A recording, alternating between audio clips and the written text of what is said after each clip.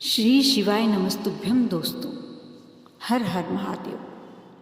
एक बार पुनः स्वागत है आपका आपके अपने चैनल शिव महापुराण में। दीपावली में कुछ ही दिन बाकी हैं। बेशक आप तमाम तैयारियां करने में व्यस्त होंगे, लेकिन यदि हम कुछ भी करते हैं दीपावली के लिए, यदि हम घर की साफ सफाई करवाते हैं, लिपाई पुताई करवाते हैं, या हमें कुछ नई चीज़ लाना है, नई वस्तु लाना है घर के लिए, सब में सबसे ज़्यादा आवश्यकता होती है धन की।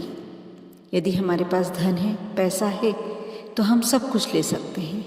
यदि धन का अभाव है तो हम इन सब चीज़ों के बिना काम चलाने की कोशिश करते हैं, लेकिन बिना पैसे कुछ भी संभव नहीं है। सब कुछ जिसके पास धन है, पैसा है, वह सब कुछ कर सकता है। थोड़ा हो ज़्यादा हो, लेकिन धन होना अति आवश्यक है। इन सब के बीच हम सभी को धन संबंधी परेशानियां आती हैं। जिसके पास अपार धन है, संपत्ति है, वह तो जितने खर्चे करना चाहे, अपनी जितनी सुख सुविधाएं का सामग्री जुटाना चाहे, सब ले आ सकते हैं।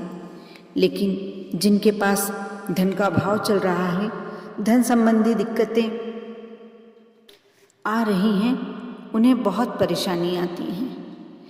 यदि आप भी काफ़ी लंबे समय से धन संबंधी समस्याओं से जूझ रहे हैं, तो आप सभी की समस्याओं को समाप्त करने के लिए समय आ चुका है।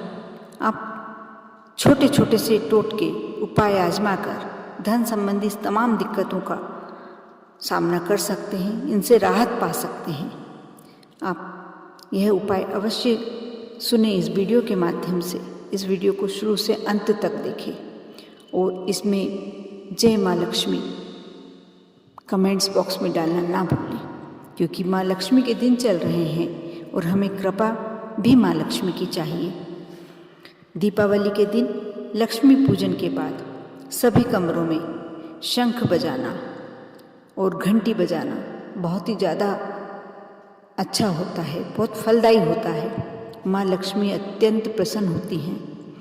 इसके अलावा यदि आप दीपावली के जो दीपक लगाते हैं, एक दीपक जो बड़ा लगाते हैं लंबी बाती का, आप उसमें लौंग डालकर जलाएं। ज्योतिष शास्त्र के अनुसार ऐसा करना अत्यंत शुभ होता है, लेकिन ध्यान रखें कि दीपक जलाने के बाद पवन सुत की आरती भी आपको करनी चाहिए। हनुमान जी की आरती भी आपको अवश्य करनी चाहिए। इसके बाद उस दीपक को घर के पूजा घर में या फिर हनुमान जी के मंदिर में रख दें।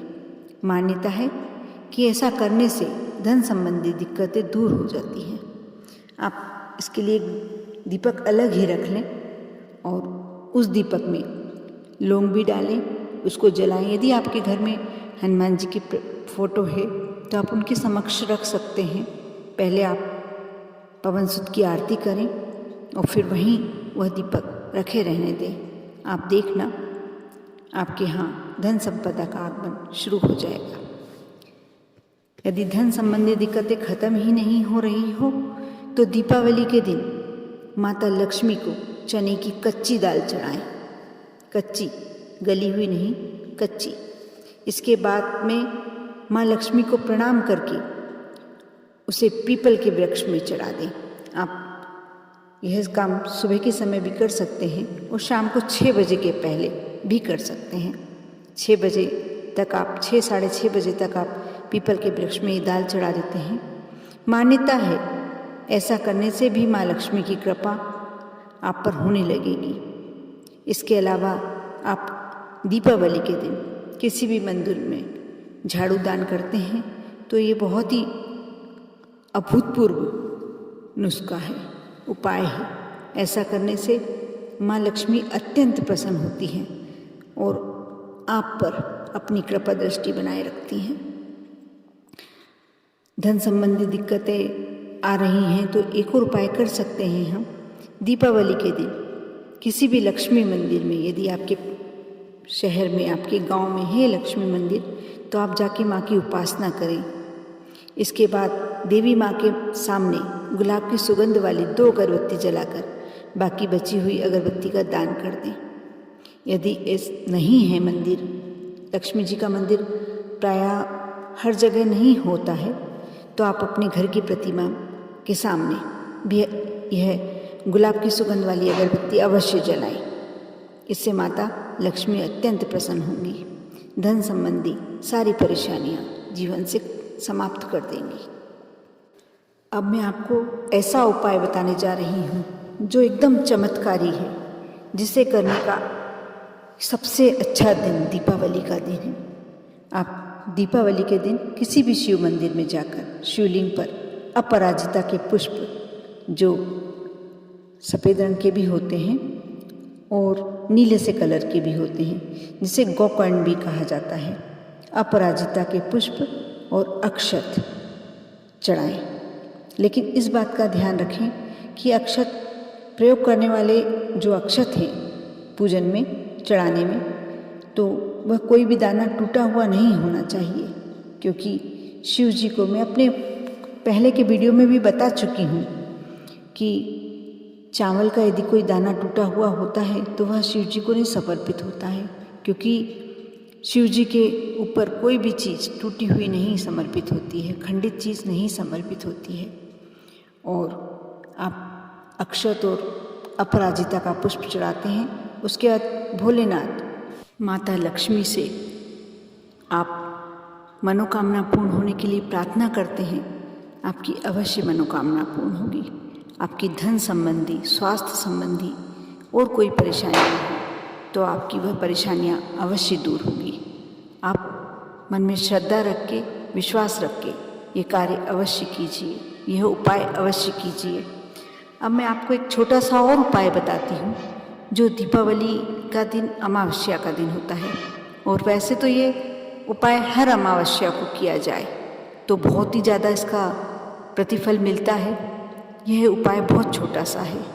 आप आटे को थोड़ा सा घी में, 1 चम्मच घी में थोड़ा सा आटा सेक लीजिए, आधी कटोरी, 1 कटोरी आटा हल्का सा सेक लीजिए, उसमें शक्कर मिला लीजिए और चाहें तो आप जो सूखा नारियल होता है, जिसे गट कहा जाता है, गोला, उस गोले को ऊपर से काट कर उसमें यह आटा भर दीजिए और पीपल के वृक्ष के नीचे, बरगद के वृक्ष के नीचे या बेलपत्र के वृक्ष के नीचे आप अमावस्या के दिन यदि हो सके तो सुबह 10 बजे से पूर्व आप यह गोला गड़ाए आए।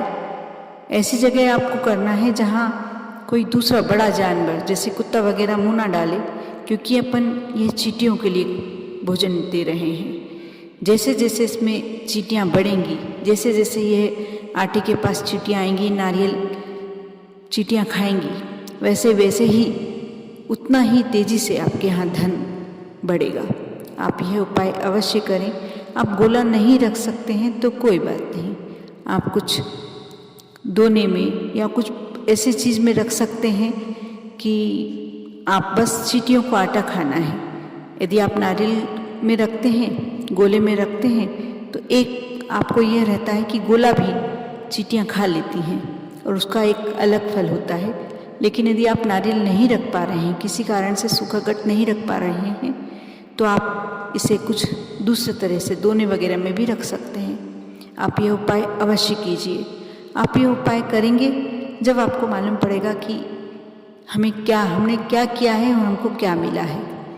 आप यह उपाय करने के बाद आपको फ़ायदा होता है, आप कमेंट्स में नीचे ज़रूर डालें कि मुझे बहुत अच्छा लगता है, आप अच्छे कमेंट्स करते हैं, मुझे पढ़ के बहुत ही खुशी मिलती है। आप अवश्य ये कार्य कीजिए। माँ लक्ष्मी आप पर देखना इस वर्ष कैसे मेहरबान होंगी।